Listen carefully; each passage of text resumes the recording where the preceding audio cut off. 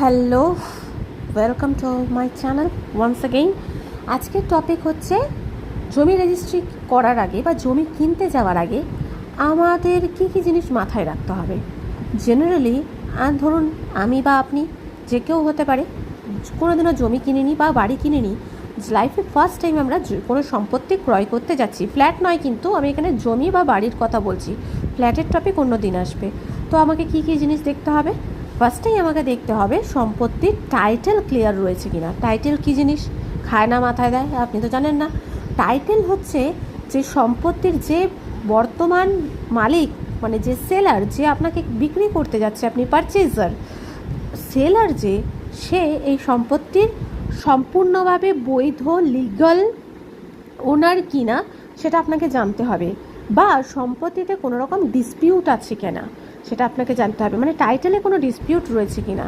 এবং আরও যে বিষয়গুলো আপনাকে দেখতে হবে, কীভাবে দেখবেন, আপনাকে দেখতে হবে জমি কোথাও মর্টগেজ রেখেছে কিনা, যেটা গোপনে রেখেছে। অনেক প্রাইভেট হয় যেগুলো মানে নন ব্যাংকিং কিছু রয়েছে যেখানে মর্টগেজ রাখাই যায়, ঠিক আছে, সেখানে মর্টগেজ রয়েছে কিনা সেইগুলো আপনাকে জানতে হবে। প্রথমেই আপনি যখন জমি কিনতে যাবেন তখন আপনি যে সেলার আছে তার থেকে আপনাকে জানতে হবে যে এর অরিজিনাল দলিল কোথায়। ডিড আপনি চাইবেন, সেই ডিডটা আপনি দেখবেন। যদি আপনার পক্ষে বোঝা সম্ভব না হয়, সেটা আপনি কোনো লয়ার হায়ার করেও নিয়ে যেতে পারেন, বা সেটার একটা ভালো করে পিডিএফে ভালো করে একটা ছবি তুলে আনতে পারেন, ঠিক আছে। এটাতেই অনেক কিছু ক্লিয়ার হয়। যখন ধরুন অরিজিনাল দলিল ওনারের কাছে রয়েছে, তার মানে জমিটা কোথাও মর্টগেজ নেই বা কোথাও লিগ্যাল এটার কোনো কেস চলছে না, এটা আপনাকে ধরে নিতে হবে। ম্যাক্সিমাম ক্ষেত্রেই তাই। এবার আপনি ধরুন অনেক সময় এটা নিয়েও জালিয়াতি হয়, আপনার পক্ষে বোঝা সম্ভব নয়, তাই একজন অভিজ্ঞ ব্যক্তি মানে লয়ারকেই হায়ার করে নিয়ে যাওয়া বেটার।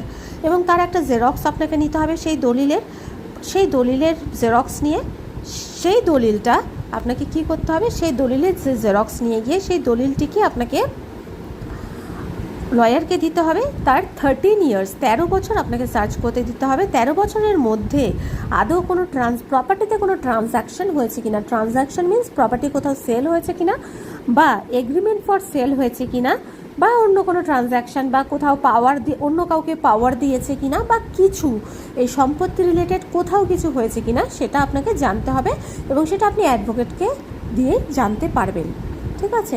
এই বেসিক জিনিসগুলো। এবং সম্পত্তির যেটা মেন জিনিস সেটা হচ্ছে মিউটেশন, যে প্রেজেন্ট ওনার তার নামে যদি আপনার পঞ্চায়েত এরিয়া হয় তাহলে আপনাকে দেখতে হবে যে পর্চা বেরিয়েছে কিনা, তার নামে খাজনা পেমেন্ট হচ্ছে কিনা, পঞ্চায়েত ট্যাক্স পেমেন্ট হচ্ছে কিনা, এই সব বিষয়গুলো আপনাকে নজরে রাখতে হবে।